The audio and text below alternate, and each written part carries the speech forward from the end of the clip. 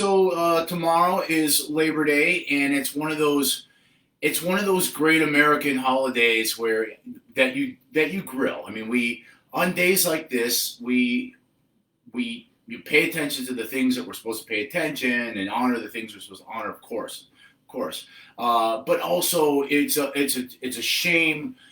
Well, I'll say this: it's also a day that we celebrate our great heritage and our Americanness, and part of that is our cuisine. And to some of my friends that I worked with and my colleagues in Europe who are from the UK, they said, all you guys have is burgers. Well, we do a little bit more than burgers. Although burgers are great, and I do those too. But we do ribs, man, and I'm a big fan of ribs. I think ribs are my favorite food. I think that ribs would be my not well done, well made ribs would be like my last meal if I was being executed. So anyway, I was at the grocery store the other day, and I picked up this. This is kind of a small rack here. I got it on a good price, and I thought, well, you know what? It is Labor Day, and I'm going to be home, so I might as well. That's one thing about I smoke. I have a smoker. You don't necessarily have to do this in a smoker. Of course, a smoker is great because it gives it that smoky flavor. All you're really doing is slow and low. So you want to cook ribs. So hey, Lloyd, how you doing? You want to cook ribs in for a low temperature for a long time, and the reason why is because for a long time ribs were not considered to be premium meat. In fact, a lot of times most of our barbecue comes from black culture because, well, I'll just say it, in the South, most blacks were slaves, and most of them got they didn't get the tenderloin from the pig, they got the ribs. And then they learned how to make that so good that, the master's like, oh man, I want some of that too. So anyway, this is a great American tradition that may have started in the plantations, not in the master's house, but in the slave quarters. So we're going to enjoy that on Labor Day, a day that we honor those who labored, those who got us a lot of our workers' rights, like weekends and 40-hour work weeks and overtime and all sorts of things like that. So anyway, I'll stop doing it because I always say, if you guys haven't noticed, do I have political opinions? Of course I do. Everybody does. Of course I do. Of course I do.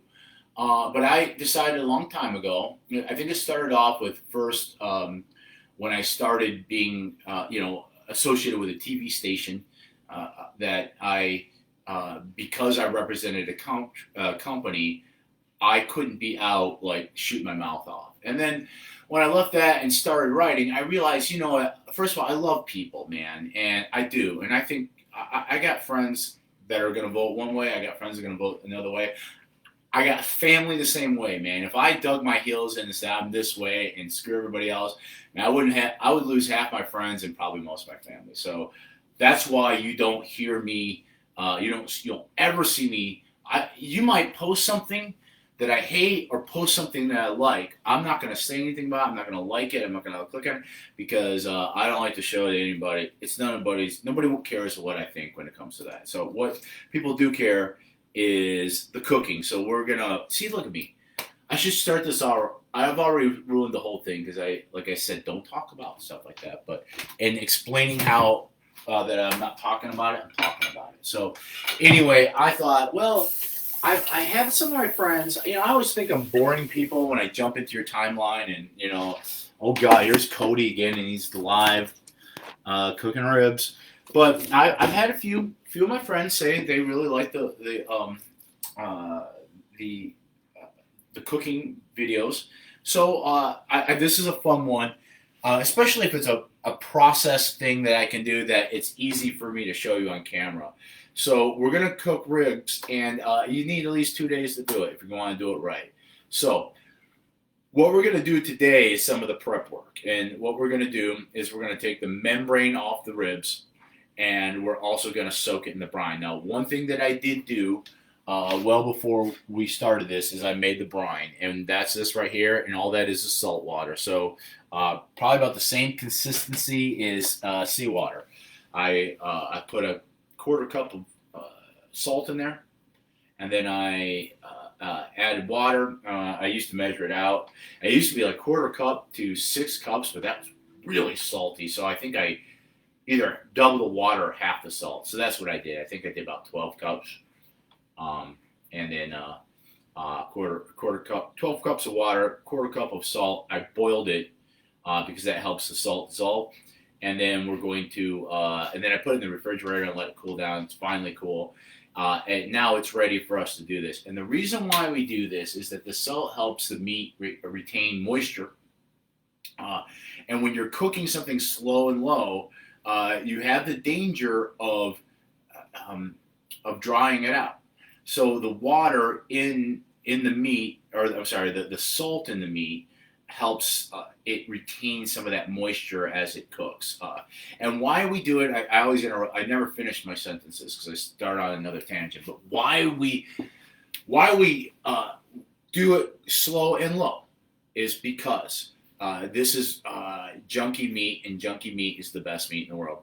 What I mean by that is it's not like a tenderloin where it's very lean. It's full of sinews and ribbons of fat, and that you can't cut out. You know, Laura always wants me to cut fat out of things as much as possible. You can't do it with this, and so if you cook it too fast, all that fat will just kind of harden and get tough, and this is where you get that really tough, chewy meat. So you have to render that connective tissue over time with you slowly melt it down, and as it renders and melts down, it's constantly feeding the meat with juice, and it makes it more tender. And that's why I think you take a fatty meat and you cook it slow and low, you're going to get a more tender and juicy piece of meat than if you take something, a premium piece of meat like on a pig it'd be a tenderloin, and on a cow it's the filet mignon. It's the same. Filet mignon is tenderloin. It's the same part of the animal. They just call it something fancy in French because at some point in our history, I think in the 19th century, we decided that France was the purveyors of all things that are fancy and artful. One of the reasons why is because Napoleon and the People's Army of France, they raided all the private art collections of aristocracy all over Europe and brought it all to France so that it could be on display for the people. And that's why it's in the Louvre. And that's why you'll see great like Italian and Spanish and everybody else art there, because basically the French robbed it. So anyway, hey Taurus, how you doing? Hey, I purchased one of those Ninja food grills not long ago, and great to cook ribs. That's awesome, man. I gotta look that up. And Vanessa says your cooking videos are great. Well, thank you very much, Vanessa. And Lloyd, how do you do? I do fine. All right, let's see. Let's take a look at this. So once again, I learned there's two ways of doing things. One is reading scripts, following recipes and instructions, and I'm reading music off a stand. I'm terrible at that. I'm better if I can just go. So I push go live, and then we're just going to do it. So I'll make mistakes, hopefully not too many. All right, so we're going to prep these ribs because we're going to make them tomorrow, and this is going to be great. And I'm on a diet. I don't know if anybody's noticed this, but I've lost. Let's see, I got up to like 250 something. Right around February, and someone took a picture of me, and I'm sitting down playing my fiddle at a pretty cool gig. It was at the Nashville Public Library, and it was a really cool event, fancy event, and I was really, flattered that I got to do the gig. Well, if you're drinking, I'll take a drink every time I wash my hands. Well, I got the picture, and I never shared it because I looked like a big old blob, man. I'm like, I'm not going to put pictures of me looking like a blob on Facebook, man. It's just not part of my marketing. It's not part of my marketing plan. Pictures of me looking like a blob is not part of the marketing. So I was like, I got to do something, man. I got to do something. So I went on a diet, and I went on I found the only thing that works for me, and this is the second time I've been through this because I gained a lot of weight back in the 90s. The only thing that works for me, it may not work for you, but it works for me. I'm not recommending it. I'm just saying it works for me. Is the ketosis diet, basically Atkins, where I just stopped eating. Well, this is what I do. I love to drink. I love whiskey. I know it's bad to drink it every night, so I don't. I only drink it when I'm with Laura. So I decided, okay, I also like to cook and I like to eat, so I'm only going to eat carbs when I'm with Laura, which is like typically Wednesday, Friday, and Saturday night. But all the other time, I only eat meat. I'm the opposite of a vegan. I am a eater of animals. I eat meat and I eat cheese. And I don't eat anything else, and my body falls back into ketosis, and the weight came right off. That was back in February. I was in 250. I was like 254. I'm now like I bounce between like 215, and I haven't been over 220 in a while. We'll see how far I go. At one time when I was living in Japan, I was down to 187 as an adult. Now that was mostly because I couldn't afford to eat. I mean, I one time saw a couple fat people in Japan, and I wanted to go up to them and say, honestly, how do you do it, man? How do you guys afford to do that? Because I'm living off of fish guts and rice. Okay, so this is what I'm doing. So you see this right here? This is called a membrane. This is, I think, the biggest mistake that people make when they make ribs is they don't remove this. And what you get, and you may recall this, it gets really papery. It's really nasty. It's not fun to eat, and it kind of, it kind of blocks some of the flavor and the salt from getting in there. So we're gonna take this off, and I learned this great trick. I have like cut my hand open trying to get a knife in there and get it out. It's a nightmare. And then someone said, "Oh, it's really easy. Just grip it with paper towel. It comes right off." I'm like, it can't be that easy. And you know what? It is. Now, of course, saying that, I'm gonna make a mess of this. But let's see if I make a fool out of myself. See, this is live, people. This is live. And I like doing it live because I want to make mistakes. Because if I record things, if I record and I make a mistake, like I don't know if anybody saw that video of me singing Playmate and playing guitar. I think I recorded that like 20 times before I finally got a take I like. But if I did it live, the take I do is the take I do. So here we go. We're live. There's no retakes, man. There's no second chances. No mulligans. Look at that. It's coming right off. Woo, man, that's glorious. Look at that. Yeah, man, that membrane ain't got shit on me, man. I'll tell you right now. It's not gonna make no fool out of me. Now, so when we do this, there is a time to put the spices on this. There is, but right now is not the time because we're gonna brine it. Now, you don't have to brine, and I've had plenty of like successful ribs that were not brined. But if you're not brining it, I would still rub it down with salt at least, but salt and whatever spices you're going to use. So you see that I took that off, and now look at that. Now we can look at that marbling in there. That's what I'm talking about. That's that connective tissue. That's that fat. You can't cut that out there. So what you got to do is you just got to cook it low and slow, man. Repeat after me: low and slow, low and slow. It's like that song, Low Rider. I promise. I'm gonna try to keep my singing down to a minimum here to keep people from clicking off. Okay, so we need a vessel to do the brining, and I think it'll fit in here. Let's see if this will work. If not, I gotta use my bigger one. All right, so we can make this work because I always like the idea of cooking the whole rack. But it's just not really in one piece. But it's not really that practical. So let's see where my knife is. So let's make this more manageable. Well, I think this is a good spot right here. Yeah. So I'll put that in there. Yeah. See now look, they both fit in there. Let me wash my hands. Take a drink every time. Oh, and by the way, Dad. Before you give me a hard time, I'm wearing a junkie shirt because I'm cooking. I do need to get an apron. I have one at Laura. Well, Laura has one that she lets me borrow when I cook over there. But so I don't want to get pig fat and blood all over my nice clothes. So I'm wearing junky clothes because I'm saving my nice clothes for other things.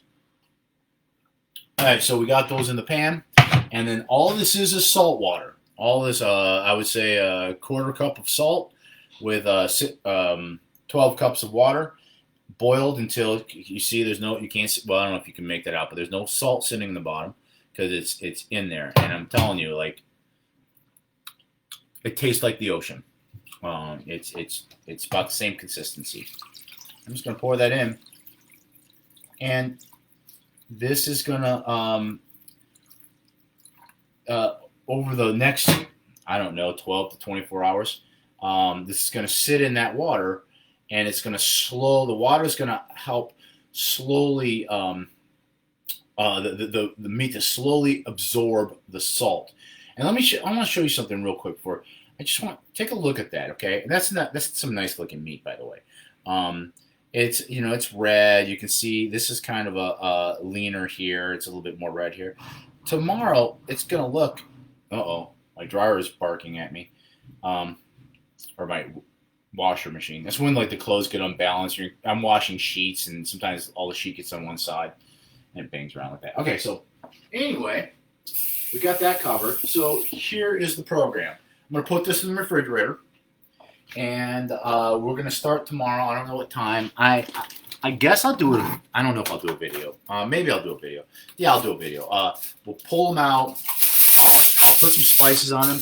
I don't know if I'm gonna do my own spice rub, but then again, if I'm making a video, I think like it'd be pretty disappointing if I used a pre-made one. So yeah, I'll probably make my own spice rub. We'll rub them down. Unfortunately, I'm flying solo tomorrow, so I won't have Laura here to like follow me around with the camera. She does great camera work, by the way. I'm really as an ex-cameraman myself, I'm very proud of her. All right, I'm gonna pop this up so you can see what I'm doing. There's my refrigerator. Open the door here. Get the path of travel ready to go. All right, ready? And now this is full of water. I'm probably going to spill most of it on the floor. Make a disaster and fool on myself. As I always do on the interwebs. And there it is. Okay, so tomorrow we're going to take it out. I'm going to rub it down. I'm going to start the smoker. And then we're going to let it sit on the smoker for about 3 hours. And then what we'll do is, by that time, like really the first half hour to hour of smoke is where you get the flavor. After that, you're just slow cooking in your smoker. After that, I'll take it out. I'll wrap them up in aluminum foil, put them back on for another 2 hours. It might be less time because this is not 6 pounds of ribs. I can tell you that. And then we'll take it out one more time, unwrap it, and do one more hour or one more segment of naked to the smoke. And then I'll take them in and I'll put some sauce on them. And so the deal I made with myself is, like, Laura left this morning, so I'm not eating carbs again until I see her. But I'm going to cheat a little bit. I'm not going to have anything else. Nothing. Bread, vegetable. I'm just going to have ribs. Ribs for dinner tomorrow. Nothing. But I am going to put some sweet barbecue sauce. But I'm okay. Like I said, I've lost about, 40 pounds. I was 245 at my worst, and at my best, I've been 215. I'm not good at math, but whatever that amount. So, okay, I'll have some barbecue sauce, but that's it. So that's what we'll do tomorrow. And I'll give you some updates on some things. Let's see. I am, as some of you might know, I just don't, I've been working for a research company doing data collection. It's kind of contract work, so it's not steady, but they're sending me to Johnson City for 6 days to do some work there. And I'm just waiting to hear back when it is I'm going to go. So I'll probably find out on Tuesday. And the reason why that's important is I've been playing at the farmers market in Cedar Hill with the Inglewood Old Time String Band. It's a farmers market. We play for a tip jar, and I've sold a few books there. Every book I sell is as a victory. So thank you everybody who has bought one, two, or all of my books. I have 4, by the way, if you're curious. And I figure, well, if I'm going to do this, I might as well get some kind of marketing points out of it. So my latest novel, which is, it's hard to say that because it came out back in February, but Perils Perryville, which is the sequel to Rampage on the River. The link to that is in the description if you're interested. And if you haven't read Rampage on the River, follow that link and it'll show you that it's a sequel to that book, and you can follow the links to that. But anyway, what I'm trying to say is they want us to play Thursday. It's possible that I might be traveling to Johnson City. But I talked to the boys, and I'm telling you right now, I got the best band in the world. Like, my guys are just, they're just absolute soldiers. They're just dependable and steadfast and just excellent men. Cannot say enough good things about them. But I talked to them. We're doing our rehearsals now on Friday, and I said, "Look, guys, I want to commit to this, but I don't know if I can personally be there if I have to go on this trip." So I, basically, long story short, I asked them, and they said, "Yeah, we can do it as long as David is my teacher, by the way." So you see that other guy playing the fiddle? He's far superior than me, and no offense to other people, probably most other fiddlers in Nashville. I'm very lucky to have him as a mentor and a bandmate. So he said, "Yeah, I can do it." So they're going to be there in Cedar Hill Thursday night with or without me. Now I'm gonna be, if I can, I'm gonna be there too, and we're gonna play from 4:30 to 8:30. We play 50 minutes, take 10 minutes off. So if you happen to be in Cedar Hill, this is somewhere between Adams and Springfield. So it's it's up there. I think it's Robertson County. It's about a 50-minute drive from where I live. So yeah, come by and check out the music, and there's some great farmers market stuff there, and pick up a book if you want one. I sign them, But if not, but if I can't be there, I'll be in Johnson City. I'll be working pretty hard, but I decided I'll bring my fiddle, my books. I always try to bring my books with me just in case, In fact, I have a little go box that has just a couple of each of the novels, just in case I'm somewhere and someone says, "Oh, I need to buy one of your books," and you put them in the spot. You go, "Oh, really?" Because I just happen to have them with me. So I like this idea.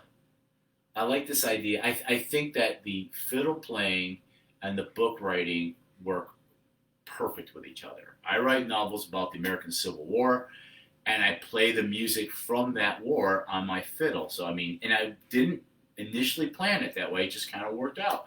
So I like to do what I call guerrilla book marketing or guerrilla book tours, where I'm still in the infancy of this, where I'm going to go somewhere and then set up my little stand with my books on it and start playing the fiddle and see if I can get some tip money or somebody interested in buying one of the books. If I'm going to be in Johnson City, I'm going to be stationed in Johnson City, but I'm going also to Kingsport. My hotel is in Johnson City, but I'll be up in Kingsport, and I'm also going to a little town called Trade, Tennessee, which is on a little jut of land that extends into, it's Tennessee, but it's like the line is really jagged between Tennessee, because it's in the mountains, between Tennessee and North Carolina, and so it's like a little jut of land extending, kind of jutting into North Carolina, but it's Tennessee. They'll be there. But anyway, it's one of the only places in Tennessee I have not been yet. I've been to Memphis in that area around there. I've been to Shiloh in that area around there. Of course, here all over Middle Tennessee, whether it was doing news or working for RTI. I've been to Chattanooga. I've been to Knoxville, but I hadn't been up in the Tri-City area yet. And and also the northwestern corner where Tiptonville is, because that's where Rampage on the River takes place, where Island Number 10 was, and New Madrid's on the other side of the river. It's in Missouri, but it's on the other side of the river of Tennessee. So anyway, I figured when I'm off at night, if it works out, maybe I'll set up and play my fiddle somewhere and see if I can't make some tips to sell a couple books. And and the truth is that yes, right now I'm small potatoes, and I am kind of like work with RTI, fiddle money and book money, kind of putting together a life here. But my big goal is, I'm not like a one jump chomp. A 5 jump chomp we call it in the Army. I am not like a one trick pony. I don't write one book and then I'm done. Write a novel, crown myself a writer, and then I'm done.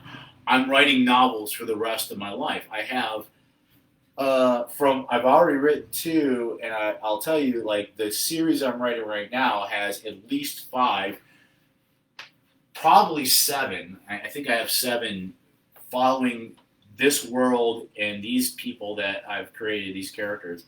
Probably 7 books altogether. So there's 5 more to do after the 2 that are already out, and then I might keep pushing and extending, and I got ideas that will take me all the way past the Second World War, all the way into the 70s.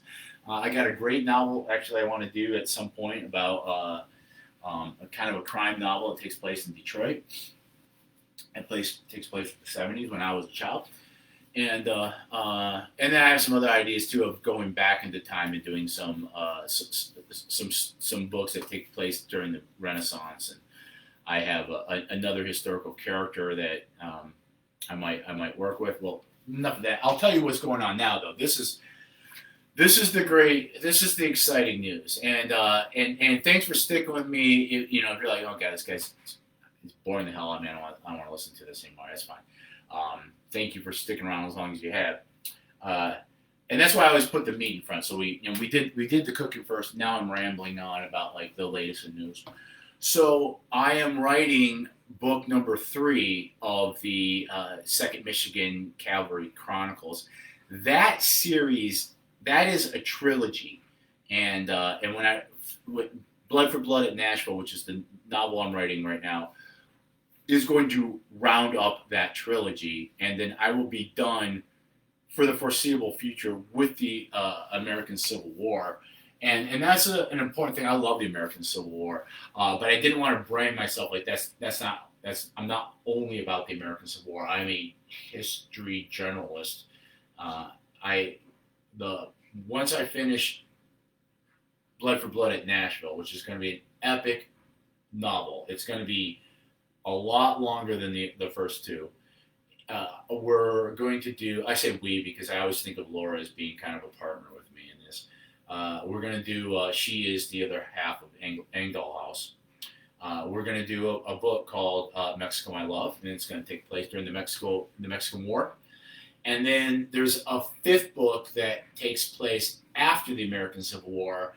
And so those 2 books kind of like are the bookends to the trilogy in the Civil War. And basically, Mexico My Love is a prequel. And it's going to explain how we got to where we were when the American Civil War started with some of the characters. And then the 5th book is, this is a working title. It's not the title that I haven't committed to it yet, but I'll give you a little hint. The 5th book is called The Prussian Prince. It's going to take place in Europe, and it's going to deal with the Franco-Prussian War. But as the 3 books were direct sequels of each other, what I'm doing is I'm going to write a prequel that takes place before the trilogy, and then The Prussian Prince is actually a sequel to Mexico My Love, but it's on the other side of the... So if you read them in chronological order, you would read Mexico My Love, Rampage on the River, Perils of Perryville, Blood for Blood at Nashville, and then The Prussian Prince. But if you read them in the order I wrote them, which I think you should, you would read Rampage, Perils, and Blood for Blood, and then Mexico My Love. I am really curious about this, so if anybody's still listening, and I'm probably talking to nobody now, but one of the things that's very important to me, and one of those lines that I really had to play with was, when I wrote the sequel to Rampage on the River, Perils of Perryville, I had to keep in mind that you might have not read. You might have found The Perils of Perryville first and read that, and not read. Um, uh, and not read Rampage on the River. So I had to write it in a way that it stands alone. I mean, it certainly helps if you read the first book, but I give you all the information that you need to know in Perils of Perryville. So I'm very curious. I'm very curious if anybody watching this read Perils of Perryville first and either haven't read Rampage on the River or read Rampage second. I'd be interested to know what your perception of it was when you reading it. If you understood what was going on during Perils, or if you were confused about who was who and what was going on. I hope you could read Perils independent of Rampage and still understand and be okay. I'm writing Blood for Blood in Nashville right now. When I wrote Perils, I wanted to write I want each book to be better than the last. I hope I can keep that going. Very proud of Rampage on the River. I think Perils may be a better book. I'm hoping that the book I'm writing now is better than Perils. I'll tell you where I am right now. It's going to be at least a two-parter, like Perils was, but probably a three-parter. And I'm finalizing the last chapter of part one, and I'm telling you, like, part one is almost a novel into itself. It's like a novella. I think I'll probably come in right around 46,000 words once I finish part one of Blood for Blood at Nashville, and just to put that in perspective, Rampage on the River altogether is 56,000 words, and that's including the preface and the historical note at the end and the dedication and all that kind of stuff. So the fact that Blood for Blood is only 10,000 words shy of that, it's almost a book into itself. But it's important to me because I feel like Rampage and Perils work very well together. I think Rampage kind of starts a story, and it has its own story that is completed by the end of it, but there's a bigger story arc that is continued into Perils that kind of comes to a head at the end of Perils. So you kind of get a little bit of a full circle, but there's still, even at the end of Perils, there's still some unresolved issues that we got to take care of.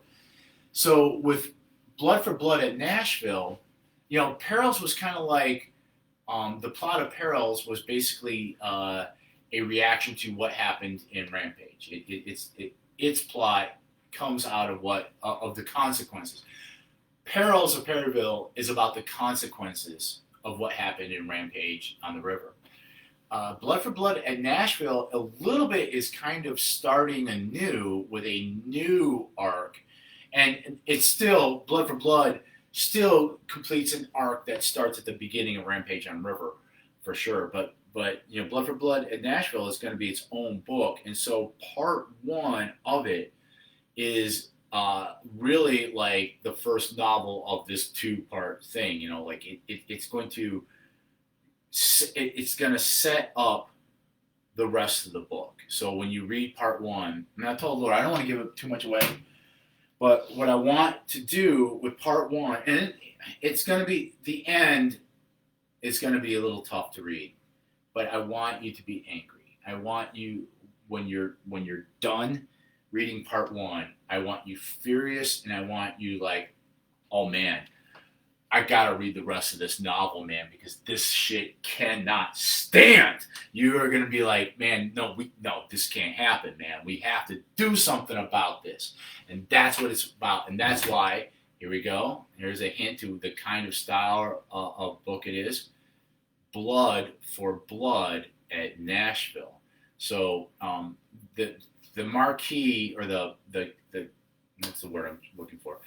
The signature theme of all my books, or how I do it so far, is that my books end with a big battle. This is Bernard Cornwell, who's one of, he doesn't know who I am, but he is one of my mentors, one of the authors that I Lloyd, if you're still listening to me, this is my Stephen King. This is he writes. If you watch any of the Last Kingdom with Uhtred, with the Saxons, and actually that's to me that's not even his best work. His best work is the Sharp series. It's about a British soldier during the Napoleonic Wars, and each book culminates with a big battle.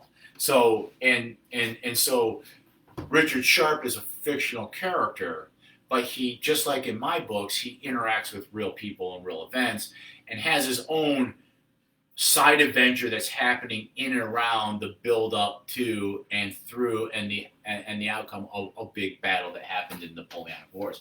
And I'll tell you this, the Napoleonic Wars are one of my favorite parts of history. If you love podcasts and history, I found one that I just absolutely adore. It's called The Age of Napoleon, and I just love Napoleonic Wars. First of all, what I love about Napoleonic Wars is, like with the American Civil War, there's still so much like pain and politics and side taking and people upset and argumentative. And so I have to wade those lines, because yes, I'm a Yankee. But yes, everybody was, and once again, I'm afraid to even talk about it because the war was about slavery. That makes a lot of people mad when I say that. That makes a lot of people happy when I do. There were, even though it was, and ultimately the Confederacy was fighting to preserve the institution of slavery, there were good people on that side and honorable men, even though I don't agree with their cause. That makes people angry when I say that as well. So it's tough. But I can talk about the Napoleonic Wars, and certainly there are some themes that we're struggling with today, but it's not as clear as good guys. Hey, Aaron. Let me forward up my comments. Yay, Yankee! You're right. So the French, like in a lot of ways, the French were bringing democracy, or they started off as bringing Republican, and I don't mean Republican like GOP, which is nothing wrong with the Republicans. I'm just saying Republican ideas, which is a very liberal thing in the early 19th century, meaning instead of having a government based off of aristocracy, we're going to have a government of representative people. And Napoleon was big that way. Napoleon was a big liberal, not in like dyeing his hair purple and calling him them, they them. He was a liberal in a classical sense, meaning he was against monarchy and he was for representative government and equality of people. At least their best idea. They weren't perfect back then, like our forefathers was like all men are created equal, but they weren't including women when they said that, and they weren't including blacks, and they weren't including they weren't even including Catholics, man. But anyway, what I'm trying to say is the Napoleonic Wars, there are heroes and villains on both sides, getting away from the morals of everything. But I love Napoleon, and if there's somebody I love almost as much as Napoleon, it's Sir Arthur Wellesley, the Duke of Wellington, that defeated him. I think I love the uniforms and the esprit de corps and the passion and all the things. Well, anyway, I'm rambling on. What I do want to say is that I've kind of slowed down with the writing, and I know why. Because part one of my book, Blood for Blood at Nashville, ends with a big, big battle that is very controversial and debated, and it's even in our current dialogues today, our political discourse today, this is something that comes up. So I wanted to get it right, and when I mean right, I mean I didn't want to just pick a side and say these guys are bad, even though and these guys are good. Terrible things happened. Some people deny it. I don't. I think it's pretty well documented. But I guess what I'm saying is it's a very sensitive thing, so I had to make sure I got the history just absolutely that nobody can attack me on the history and say I'm wrong. I also had to make it important because, like I said, I want you at the end of part one. I want you to be furious. I want you to be furious, man. Like this cannot be. We cannot have this, man. Can I have it? So and so that you will be satisfied, maybe, with the end of the overall book. So because I felt a huge weight on my shoulders of getting it right, of writing a very sensitive thing, where people on all sides are going to have emotions about it, that I had to get it right. And so I've been inching up to the terrible part about what happened in this historical event, and just and also wanting to make it compelling and not too gratuitous either. I don't want to write war porn. I do want to. It's like this. I am a romantic. I am the in spirit the great grandson of Alexander Dumas, the man who wrote the Three Musketeers and the Count of Monte Cristo. That is my model. That's who I'm trying to be. That's who I look up to. That's what I try to make my try to model the way I write like him. So I don't want to glorify war. I don't want to be naive and be too romantic, but I do write about romantic notions in war, like humanity, honor amongst enemies, things like that. But I also think it's important to write about the horrors of war, and why it's so terrible.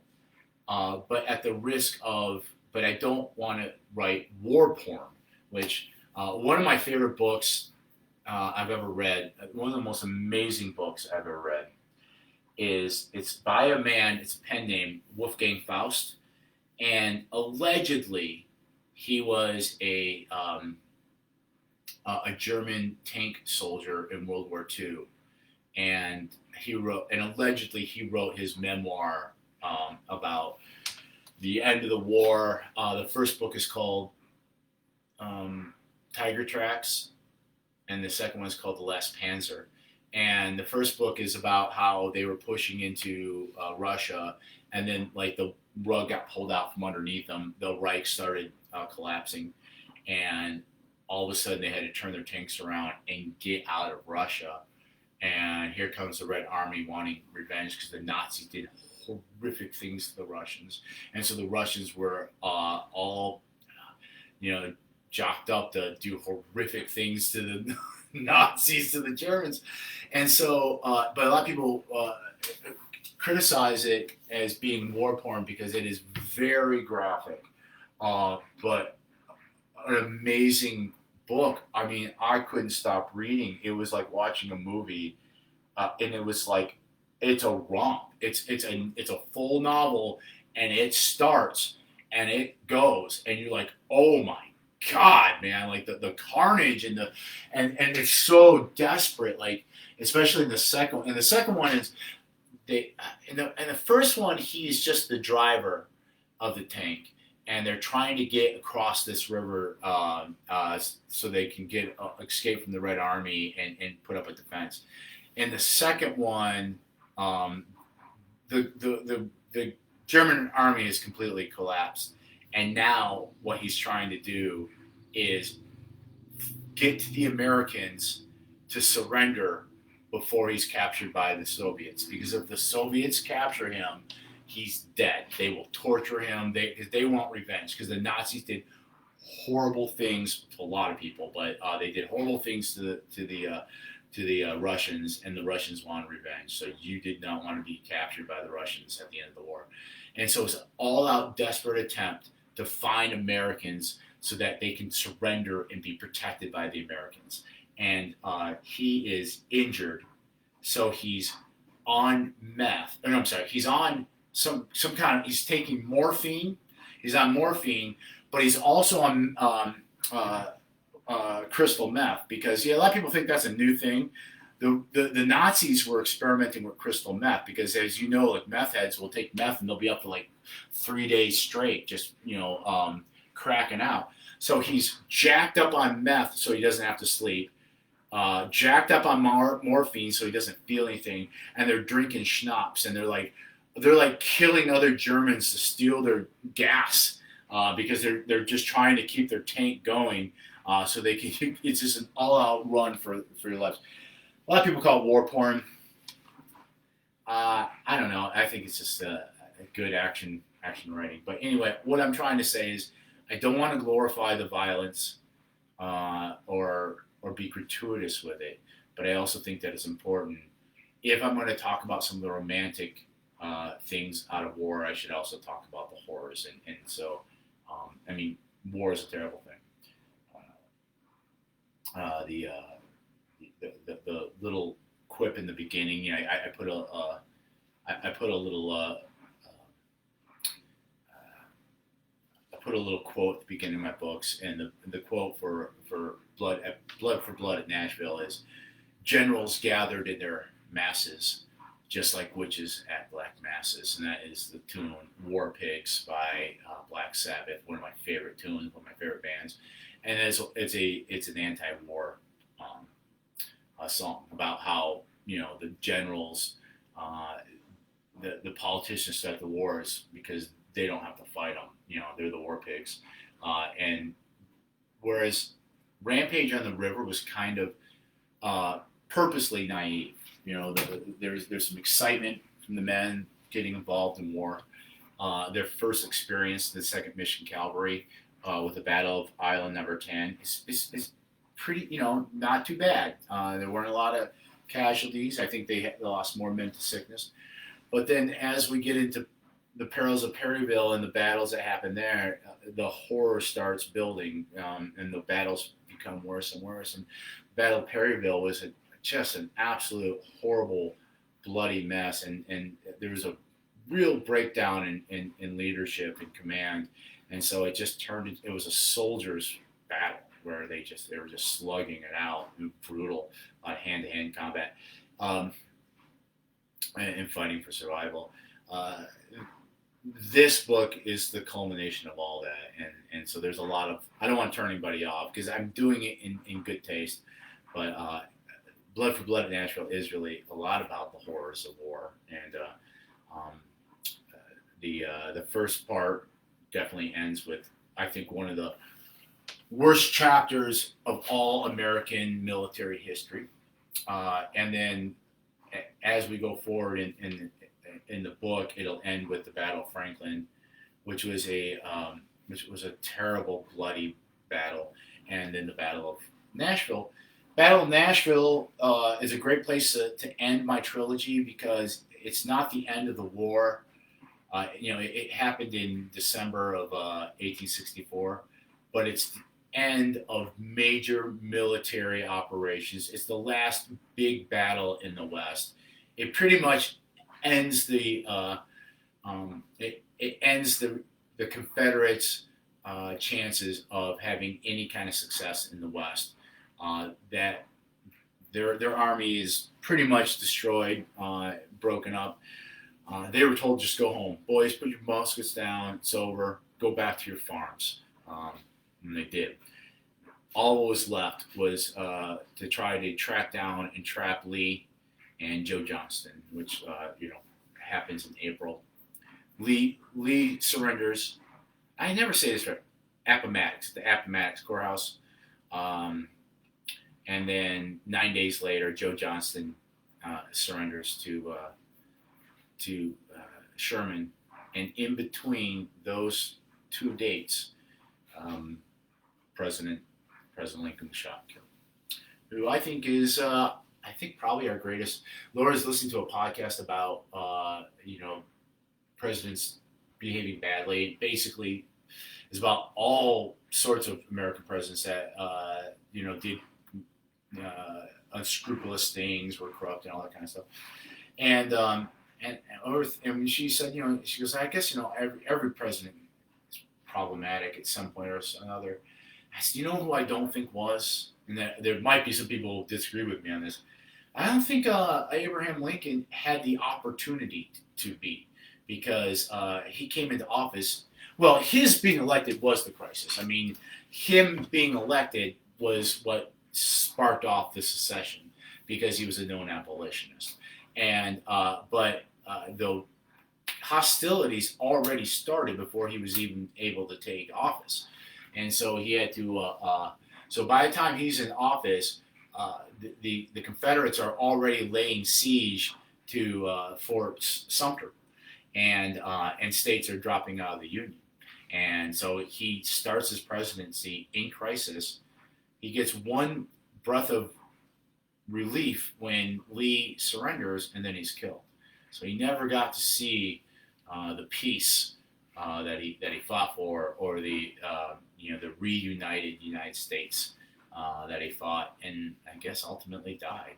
Ultimately died for. So anyway, I have been rambling on. God bless you if you've stayed on this whole time and listened to me talk ad nauseum.